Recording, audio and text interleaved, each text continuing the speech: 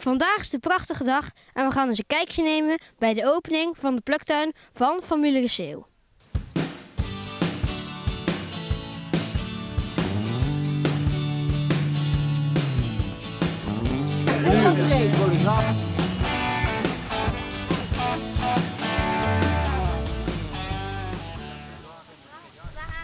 Goedemiddag, mijn naam is Martijn Reseeuw. We zijn hier op de Essenhoeve, Bosweg in Katzand.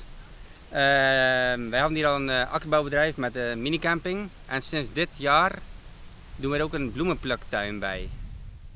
En hoe ben je op het idee gekomen om een bloemenpluktuin te starten? Een van onze vaste gasten van onze camping, die had een familielid en die werkte zelf ook bij een bloemenpluktuin in Limburg.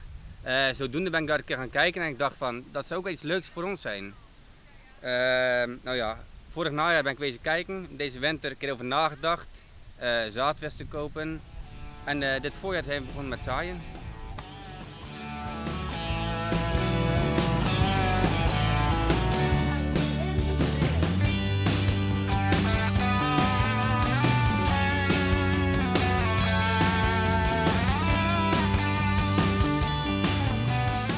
En van hoeveel mensen verwacht je dat ze komen?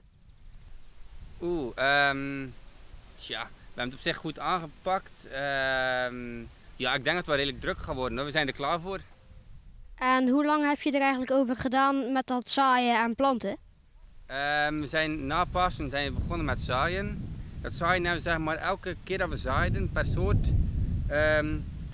2 of 3 veldjes per keer, per dag. Dat was omdat we maar zoveel veldjes konden beregenen met druppelslangen. Dus we zijn na Pasen begonnen en hebben we elke dag 2 of 3 veldjes gezaaid gedurende een paar weken. En toen was het allemaal gezaaid. En kan je misschien iets vertellen over deze bloem hier zo? Ja, dat kan ik. Ik zal er eentje bij plukken. Dit is de blauwe korenbloem. We hebben ze ook in meerdere kleuren. We hebben ze ook in het, ik zie ze daar staan, in het roze en paars en wit. Het is een hele makkelijke bloem, komt ook in het wild voor, maar dit is een cultivar die echt gekweekt is op mooie grote bloemen en blijft heel lang goed op de vas.